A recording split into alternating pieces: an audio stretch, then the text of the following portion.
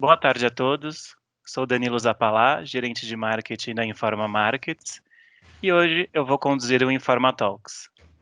Muito tem se falado sobre o novo normal, de como viveremos após a pandemia e com o fim do isolamento social.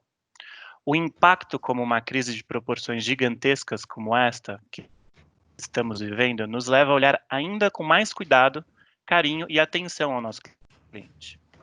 A expectativa de muitos aponta mudanças no comportamento de consumo, se tornando mais consciente, seja por fatores voltados à sustentabilidade ou até mesmo às incertezas econômicas e com isso reavaliar a relação com o consumo. Baseado nisso, para onde deve ir o marketing?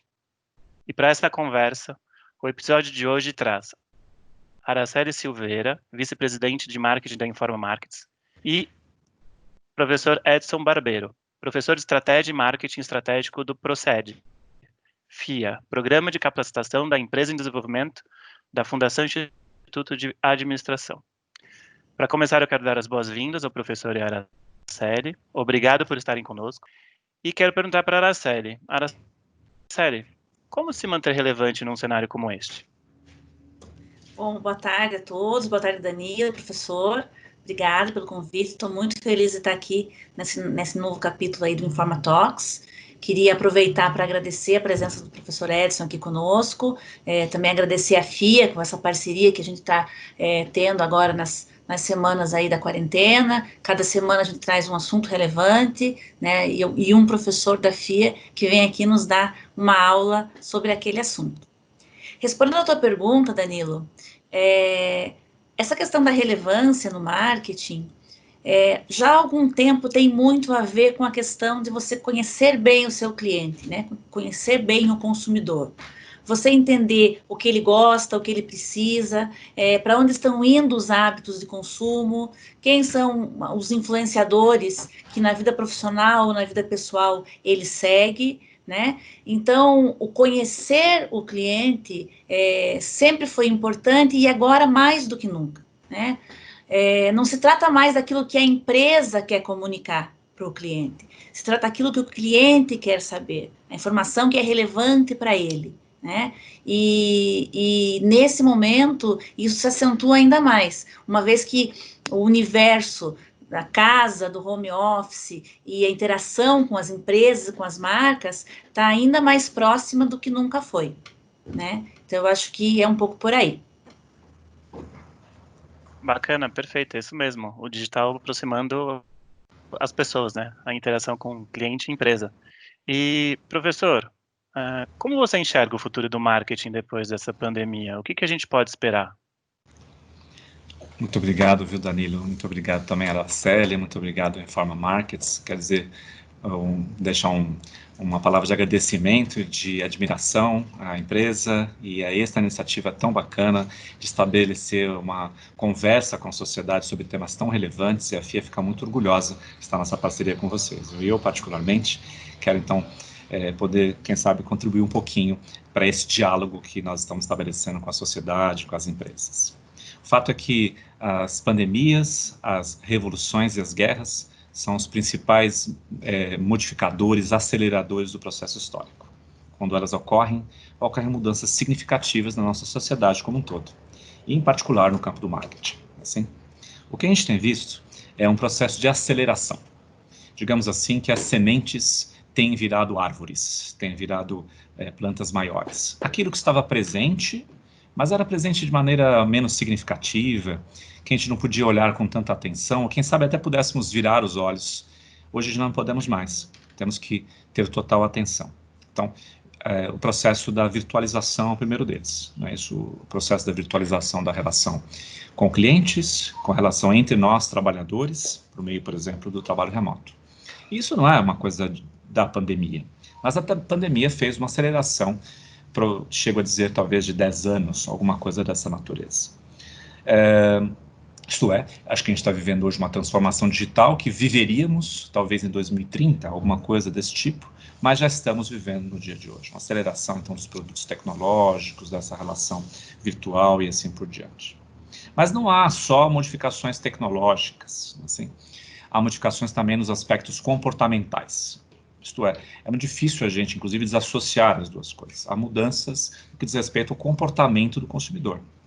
E aí eu procuro responder a sua pergunta, Danilo. O futuro do marketing, o marketing diante de uma modificação tão radical, deve ser, de alguma maneira, como as empresas se transformam na perspectiva tecnológica, mas também como as empresas se transformam na perspectiva comportamental, digamos assim, dos valores humanos, da maneira como que ela entende clientes, um pouco do que a Araceli estava dizendo para a gente, do conhecer consumidores. Assim, que mudanças comportamentais eu me refiro especificamente? Eu acho que uma primeira questão é que as pessoas estão com uma sensação, Araceli, Danilo, de que estamos vivendo num mundo mais perigoso. Não sei se vocês têm a mesma impressão. A gente tem a sensação de que a vida ficou mais perigosa.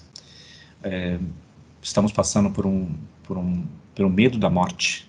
Pelo medo da morte perante um organismo que sequer sabemos se tem vida, que a gente nunca vai sequer vê-lo. Mas nós passamos a recear, a ter receio das pessoas que andam nas ruas, dos nossos amigos, temos receio de um abraço, de um aperto de mão. Isso é um receio muito profundo, assim. Mas esse receio não se dá somente hoje, nós estamos com outros medos. No momento que gravamos este nosso webinar, está passando um momento bastante crítico nos Estados Unidos, uma história que só desde os anos 90 que se vê uma sublevação social tão significativa nos Estados Unidos, um país tão relevante para o mundo. No Brasil vivemos uma desigualdade social, uma violência urbana imensas, certo? Temos uma quantidade de assassinatos colossal, temos que viver dentro de condomínios, temos que tomar cuidado com uma diversidade de coisas que a nossa geração acabou se habituando. Dito isso, o fato é que as empresas vão conviver com clientes, consumidores mais receosos, de pagarem preços altos, de estabelecerem relações mais longevas, de se comprometerem com o endividamento. Assim. Há um processo de, infelizmente, essa parte negativa da história, de redução da confiança econômica, como dizem os indicadores, claramente, um processo de queda da renda das famílias, assim, e um processo, então, de mais riscos, de mais medo, assim. Então, a pergunta que fica é como a gente adequa marketing neste processo, assim. Provavelmente tem a ver com um pouco do que a Araceli mencionou, que nós vamos ter que exercitar ainda mais a empatia, exercitar ainda mais a capacidade de conhecer as pessoas em profundidade. E ao fazê-lo, exercermos um esforço efetivamente legítimo, profundo, verdadeiro de satisfazê-las. Há muitos que se confundem, acham que marketing é a ciência do falar, do parecer. Em verdade, marketing deve ser a ciência do ser, do nos esforçarmos para legitimamente atingirmos a solução das dores dos nossos clientes, das necessidades desses clientes. Acho que é um pouco isso que você estava falando, não era, Célia? Um pouco dessa origem que é o marketing, certo? Da origem das relações profundas, legítimas, leais. E quando a gente tem uma crise como esta, a gente volta a, digamos, um back to the basics, no sentido de que retomamos certas essências, apesar da necessidade também da modernização tecnológica que todos estão vendo. Não sei se faz sentido isso para você, Araceli. Sim, com certeza. Danilo. E uma modernização tecnológica que pode ser colocada a favor do conhecer melhor as pessoas, né? Acho que hoje o marketing tem mecanismos de conhecer os hábitos das pessoas e aquilo que é relevante para elas, num nível de profundidade com o data science, com a inteligência artificial, um nível de profundidade que nunca existiu, né? O ponto é, ter a informação não é o mais importante, né? O mais importante é o que a gente faz com ela na prática. Sim, sem dúvida. A gente, apesar de vivermos uma sociedade de dados, de informação, não necessariamente temos uma sociedade de conhecimento.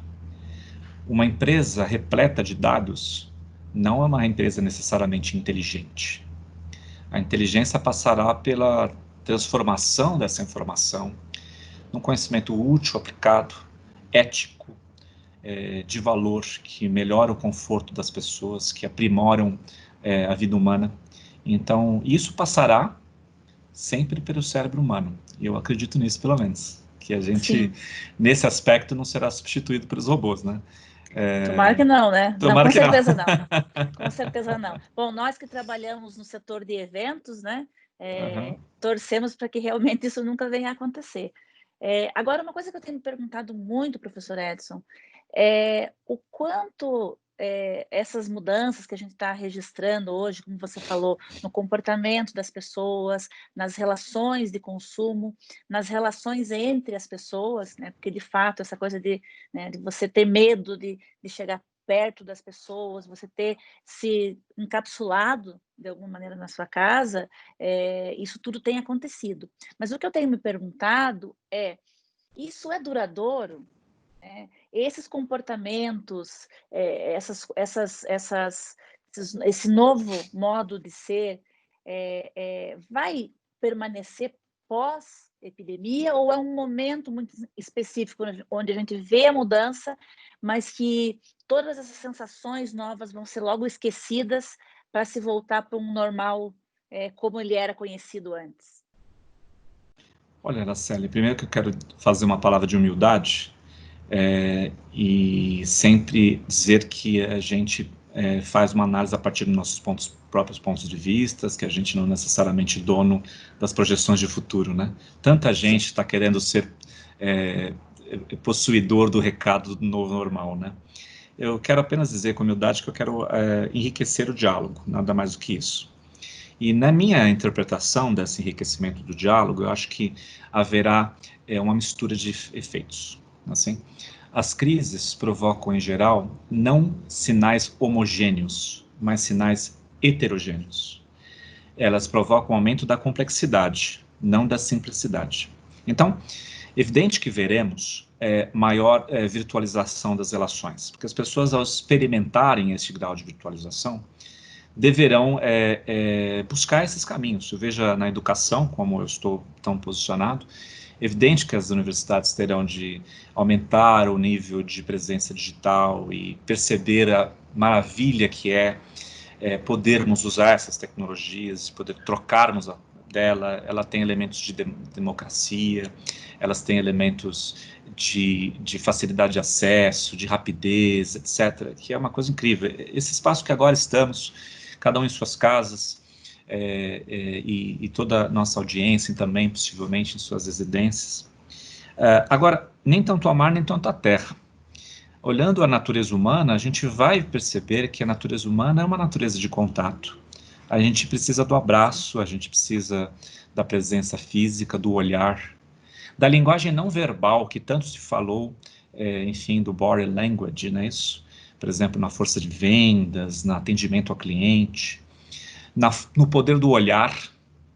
Então, eu acho que a gente vai ressignificar o presencial. Esse é um ponto. Eu acho que tanto o negócio da Informa Markets quanto o negócio da FIA são negócios que nasceram na essencialidade presencial, assim, que estamos ambos buscando a transformação para o melhor, assim.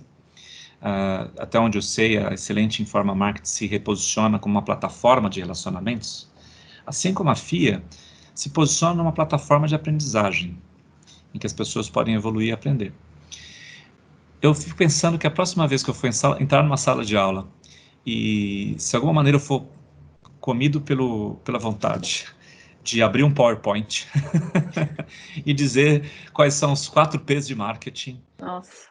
Eu vou me envergonhar. Você vai levar uma surra, na verdade, né? Seus alunos. Porque as pessoas vão olhar para mim e falar, professor, eu peguei um trem em Osasco, certo? Eu tirei meu carro da garagem, peguei a Marginal Pinheiros, eu peguei um ônibus em Guarulhos. Você vai dizer para mim aquilo que eu igualmente poderia receber pelo YouTube, é isso? Eu vou ficar realmente numa situação muito, muito ruim, certo? Assim como eu imagino que vocês, em eventos, também terão que ressignificar, eu digo até que vamos ter que dar uma certa sacralidade, se esse é um termo correto, aos encontros presenciais. Próxima vez que eu vou receber amigos em casa para tomar vinho, eu vou dar um valor tão grande a ela, esse momento. Eu acho que... Essa coisa do ressignificar, né? É. Ressignificar tem sido uma palavra muito falada nessa quarentena.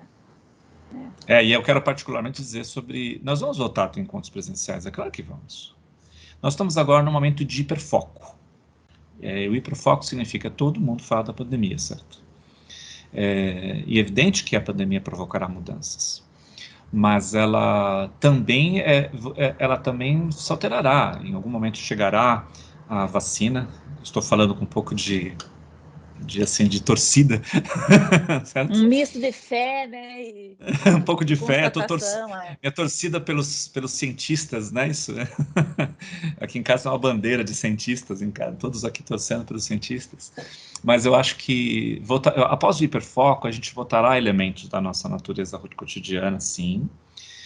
Apesar de certo ressignificado, e apesar de certa, enfim, mistura de eventos complexos. Né? Isso, não haverá homogeneidade, não é que todo mundo vai sentar e só ficar fazendo home office por causa da vida, o tempo inteiro, certo? É claro que não, certo? Talvez o mundo seja mais blended, certo? Um tipo de ser, como diria isso em português, ser misturado, de ser híbrido. Imagine, por exemplo, uma situação em que a gente consiga realmente separar aquilo que é melhor no digital e aquilo que é melhor no presencial.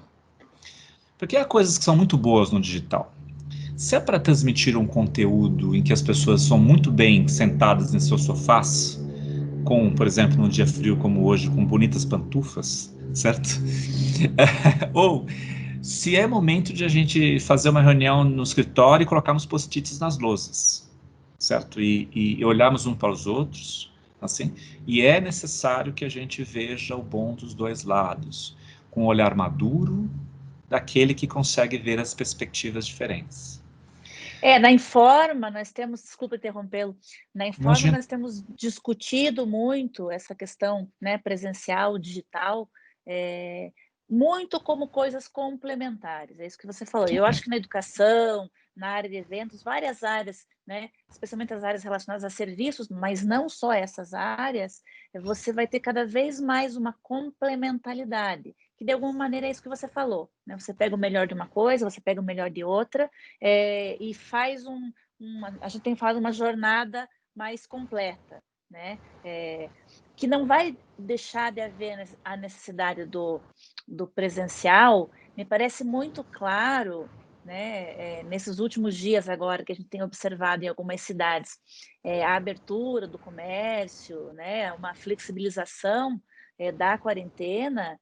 As pessoas querem sair na rua, né? A gente teve casos aí até que os prefeitos tiveram que dizer, olha, se continuar saindo tanta gente, a gente vai ter que rever e retomar a quarentena. Porque é isso que você falou, nós somos relacionais por natureza, né? Mas, ao mesmo tempo, existem coisas que não precisa-se mais estar junto, estar perto para se fazer, né? O quanto mais eficientes algumas reuniões têm sido, né, via cada um do seu home office, né? O quanto menos tempo tem se perdido no trânsito e sido mais eficiente. Mas, ao mesmo tempo, está todo mundo com saudade do escritório, está todo mundo querendo voltar, todo mundo querendo se ver, né? Então, esse equilíbrio entre essa complementariedade, acho que talvez seja o grande desafio a gente encontrar o ponto. Né? E foi isso que aconteceu nas outras crises que passamos, certo? Esse bom caminho do meio termo, sem discursos talvez excessivamente apaixonados de nenhum dos dois lados, certo? E a gente ter um bom meio termo, certo? Uma over-digitalização em marketing seria muito danosa. Sim. Marketing não é só o que se faz na propaganda. Marketing é o olhar do vendedor, assim, é aquele almoço de negócios profundo, bacana, que a gente conhece melhor as pessoas, assim, é aquela visita ao site do cliente, em que a gente se apercebe das pessoas com mais profundidade nelas, em seus ambientes sociais. Mas o tecnológico pode ajudar em muita coisa, certo? Sim. Eu quero destacar, nesse sentido, também o seguinte, a gente tende a ter uma visão um pouco simplista do tecnológico, porque normalmente nós olhamos o bits and bytes, assim. Normalmente, a tecnologia avança mais rapidamente do que o resto. Assim, a gente chegou na Lua antes que a gente entendesse coisas ligadas à nossa realidade social, por exemplo. Assim.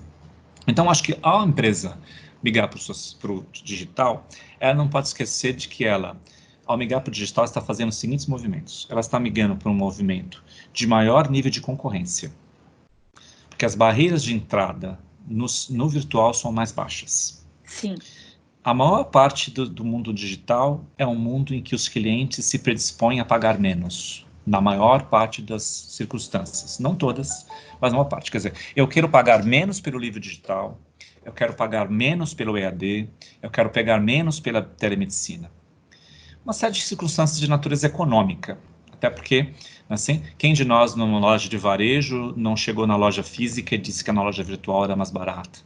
Então, há uma tendência por deflação, do seu ponto de vista econômico. Isso é um ponto importante que, do seu ponto de vista de gestão do negócio, eu tenho que observar. Eu também tenho uma tendência por maior aceleração. O mundo virtual, além de ser mais, enfim, tecnológico, ele é mais rápido. As nossas relações tendem a ser mais rápidas, mais objetivas, com maior grau de eficiência. Assim, ninguém espera um webinar como o nosso aqui de 2, 3 horas, como eu esperaria uma aula da FIA de 4 horas no físico, etc. Então, é necessário que eu faça uma eficientização temporal, uma compressão do resultado. Eu não quero mais ter o YouTube faz propagandas isso de poucos segundos. Note que junto com o digital veio uma compressão temporal, uma aceleração temporal. A terceira coisa é que aumenta o nó de globalização. O espectro globalizatório entra na nossa casa, porque alguém pode estar vendo um webinar agora de uma universidade americana, eu posso fazer, enfim, interfaces globais muito mais fácil, porque a internet não conhece fronteiras. Assim? A outra coisa importante é que ela gera a necessidade de interação e engajamento, porque ela permite instrumentos, ferramentas, em que eu cocrie com o cliente. Acho que é um processo importante. Ao ir para o digital, a empresa tem que se abrir à conversação mais íntima com o seu consumidor. Trazê-lo para dentro da sua empresa para vamos cocriar. Qual produto podemos fazer juntos? Assim? Porque isso começa a ser mais possível essa individualização. A inteligência artificial vai dar individualização. Isso é outra fronteira importante. Então, eu tenho dito em palestras ou consultorias que você não está apenas adotando uma tecnologia, você está mudando um comportamento, você está mudando um modelo de negócio. A mudança é mais radical do que aparenta no primeiro olhar. Faz sentido? É mais profunda, né?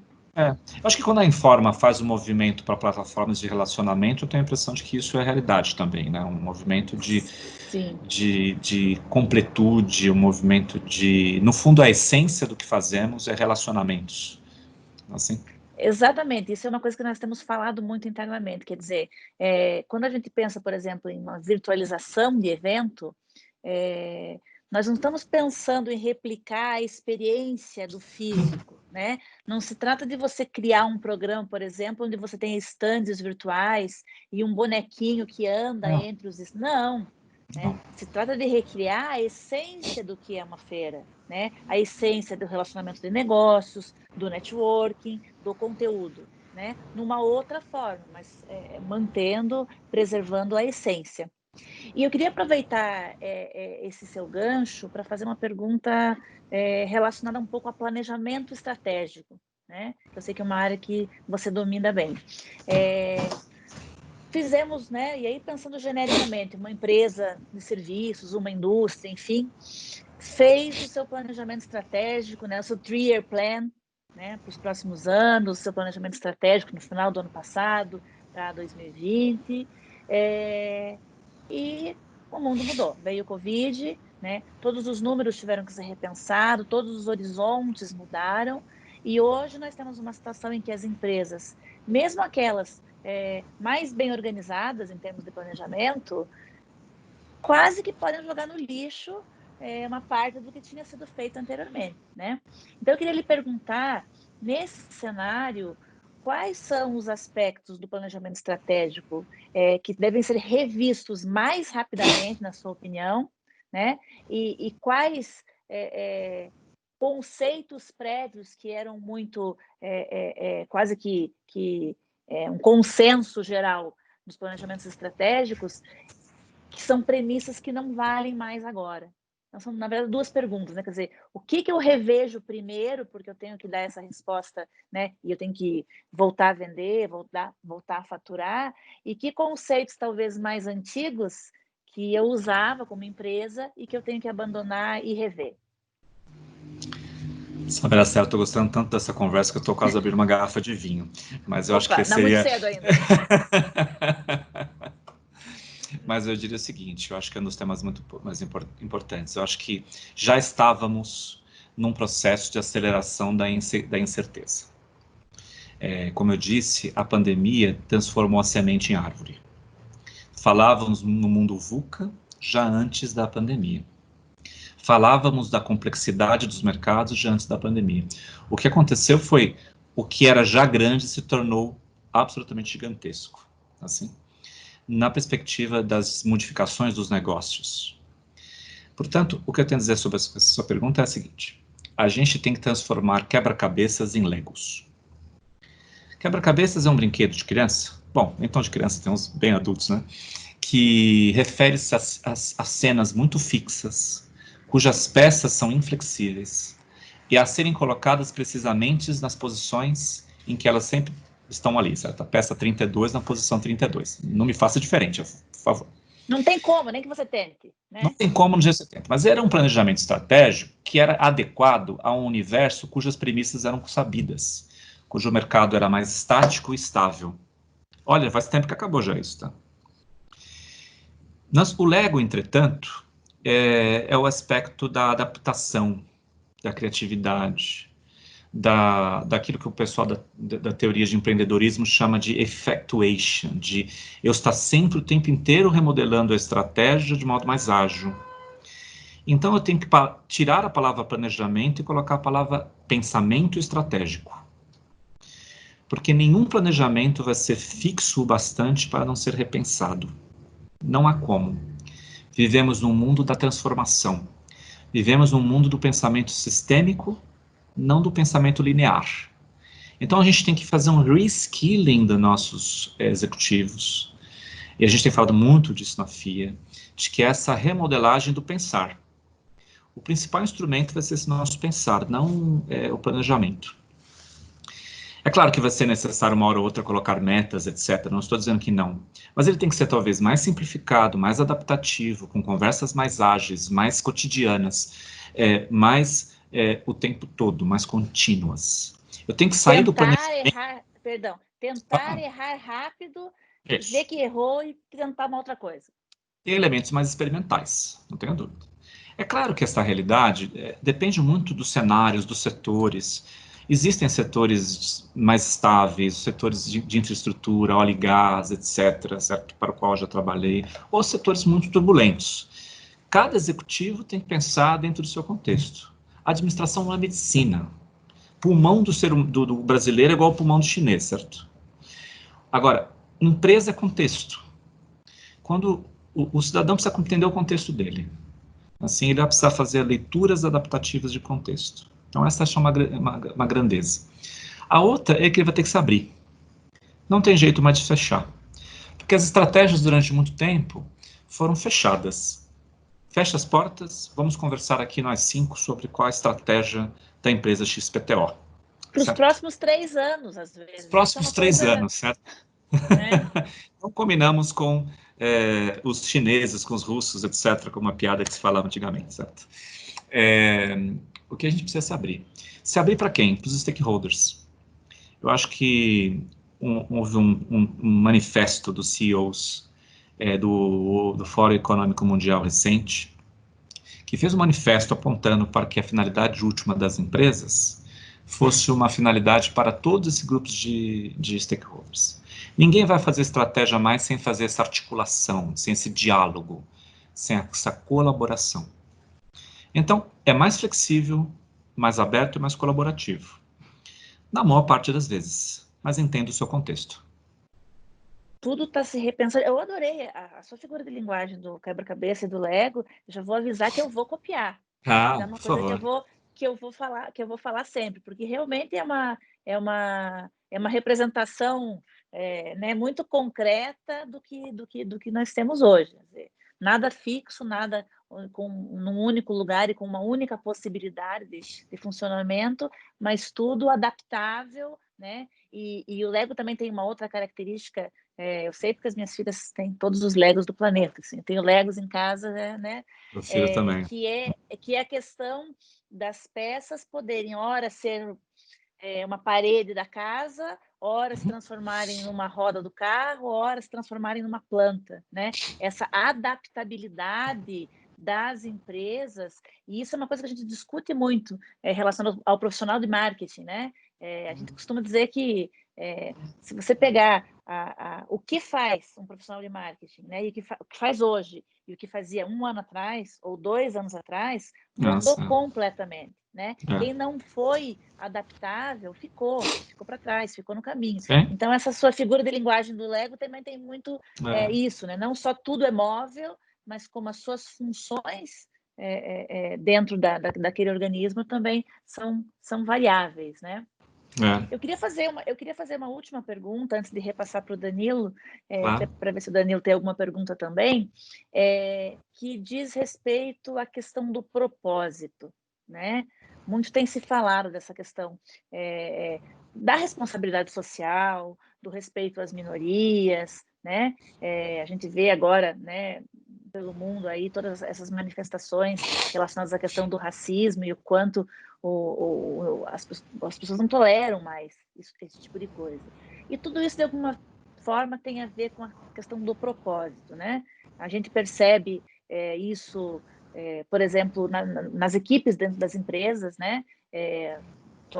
Todos nós temos millennials, né, nas equipes, e a gente percebe que eles não trabalham só pelo salário, ou só pela realização, só essa coisa do saber o propósito da empresa, que a empresa tem os valores certos, hoje mantém as pessoas trabalhando felizes, né? E não é só os milênios, na verdade, essa questão do propósito vem permeando a sociedade cada vez mais, ainda bem, né? E nessa sociedade agora pós-Covid, com essas mudanças todas que a gente falou, como é que você vê que vai ficar a importância e o papel dessa questão do propósito das empresas? Um propósito que vai além simplesmente daquilo que ela produz, né, ou oferece de serviço. Como é que você vê isso? Agora eu vou abrir o vinho. Certeza absoluta. Eu vou tomar, mas é água, tá? Eu tenho muito a dizer. Primeiro, quero agradecer essa pergunta, porque essa pergunta tem uma relevância que nunca teve. A gente está vivendo realmente um mundo muito cruel. Um mundo muito cruel do ponto de vista social. O vírus, apesar de ser biologicamente democrático, no sentido de que, independente da classe social, o corpo que ele atinge será afetado, mas ele é socialmente muito desigual, pouco democrático. O fato é que este vírus está matando, adoecendo pessoas das classes mais baixas, das regiões mais empobrecidas. Esta crise que se passa nos Estados Unidos hoje se exacerba diante do fato de que as mortes estão mais entre os negros, e isso também acontece no Brasil. Se isso era marcante porque os assassinatos nesse Brasil violento já está mais presente entre negros, pobres, com baixa educação formal, infelizmente, isso se exacerbou com o vírus. Se o medo da morte está presente entre nós, mais ainda entre essas pessoas.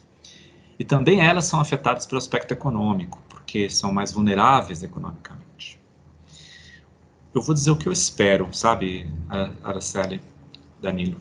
Eu espero que a gente retome nossa consciência, de que a gente tenha um capitalismo consciente. Inclusive, esse é um movimento que eu faço parte, que eu gosto muito. Um capitalismo de stakeholders. Um capitalismo que não olha a todo custo apenas para a rentabilidade e a riqueza do acionista. Um capitalismo que entende que a desigualdade não vai ser boa para ele. Eu não consigo entender mais que se eu conseguir meus bônus lá na empresa, ou a rentabilidade da minha firma, eu volte para minha casa com um enorme de um muro do meu condomínio e com o meu, sei lá, carro blindado. Que meu filho E acho estude. isso normal. E ache isso Para normal. mim, o pior de tudo é isso. É assim, é uma normalidade que às vezes se imprime nisso. Exato, exato. Quando chega a normalidade, quando eu ouço as pessoas falarem, mas isso é natural, sempre foi assim. Não, isso não é natural. Não é natural. Pelo amor de Deus. O ser humano, o professor Yuval Harari, tem dito que o natural do humano é a colaboração. Se nós chegamos onde chegamos, é porque nós conseguimos formar grupos colaborativos, sociedades harmoniosas, que também convivem com conflitos. Eu não quero aqui também tecer um mundo que não é provável que é um mundo sem conflitos. Sabe qual é a minha esperança? A esperança é que, assim como a crise da Baixa Idade Média, a famosa peste negra, que matou tanta gente, foi a antessala da Renascença, em certo sentido, que os historiadores me permitam e me perdoem o simplismo, né, isso porque há muito mais elementos históricos que explicam a Renascença, que a gente também tem a nossa Renascença. Nossa Renascença de aproveitar elementos que são importantes daquilo que foi a história do capitalismo até hoje, mas também revisitar aqueles que a gente não se orgulha, que é o capitalismo que concentra renda, que é um capitalismo que às vezes ilude as pessoas, que é um capitalismo que faz as pessoas perderem as vidas com seus filhos e suas saúdes.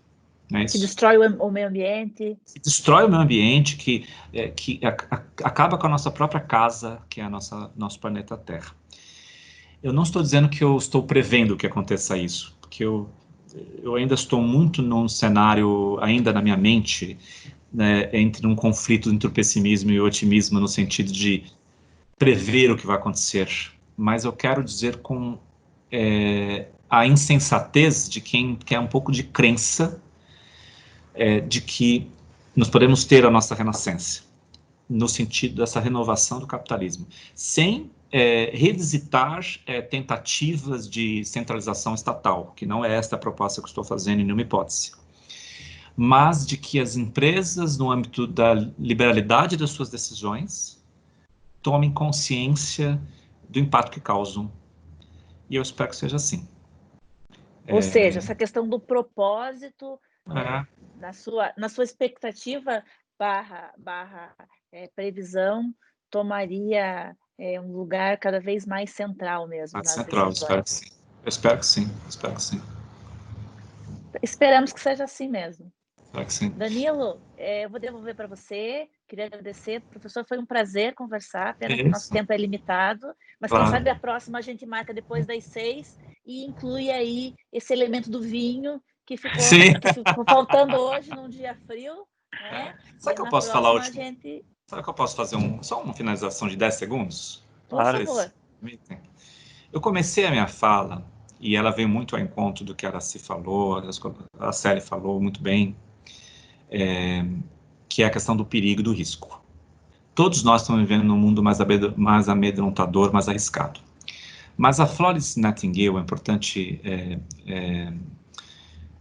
enfermeira do século passado, diz o seguinte: ao soldado cabe um certo tom de insensatez.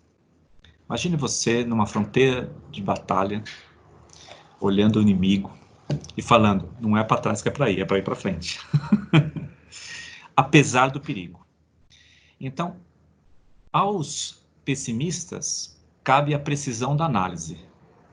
Aos otimistas, a insensatez da coragem de ir à frente. Viveremos um mundo mais perigoso, mas que teremos que ir para frente.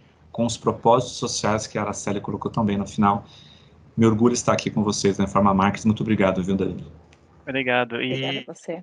E eu acho que com tudo isso que a gente teve nesse papo hoje, eu tenho mais uma última pergunta, tanto para você, professor, quanto para a Araceli, porque a gente está dentro dessa incerteza, dentro de toda essa volatilidade, dentro de todo este ambiente que a gente conversou agora do VUCA.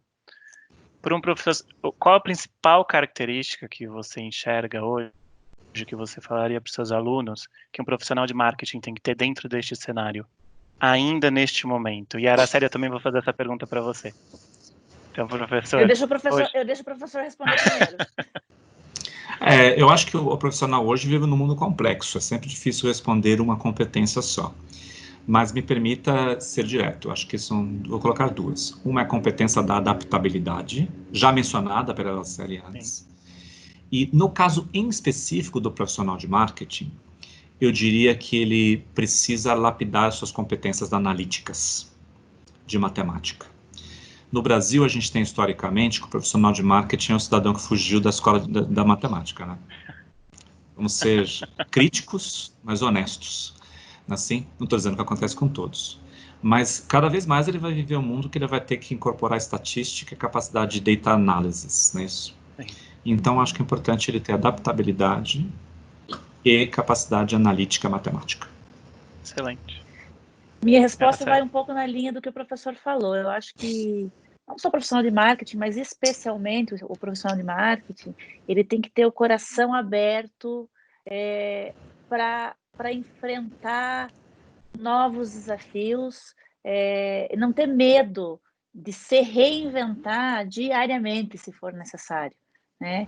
Eu acho que é característico da própria área, né? Como a gente falou agora há pouco, é uma área que muda muito, mas eu acho que o ser aberto à mudança, né? Ser aberto de verdade, não aquele discurso do eu sou aberto e tal, mas não mexe, né? Não mexe no meu queijo. Ser realmente aberto à mudança, abraçar a mudança como a única coisa certa, né? As coisas vão mudar. Hoje para amanhã, dessa semana para a semana que vem, e entender essa mudança como oportunidade e não como uma ameaça, né? Eu sei que isso é uma coisa que se ouve muito, mas a gente percebe no dia a dia que algumas pessoas realmente se jogam na mudança. Não sei bem o que vem por aí, não sei bem se eu estou preparado para isso, mas que venha. Que venha porque eu vou enfrentar e a cada dia eu vou vencer um pedacinho e eu vou conseguir, né?